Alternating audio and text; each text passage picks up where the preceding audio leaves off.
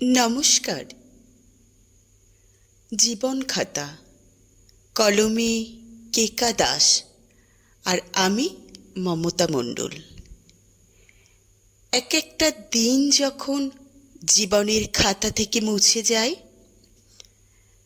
তার সাথে মুছে যায় অনেক হতাশা, কিছু ভাঙা স্বপ্ন, অনেক না বলা কথা, কিছুটা ভালোবাসাও।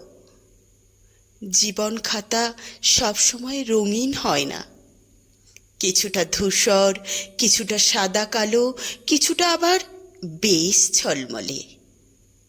যে পাতা লেখা হয়ে গেছে তার মুছে ঠিক করা যায় না।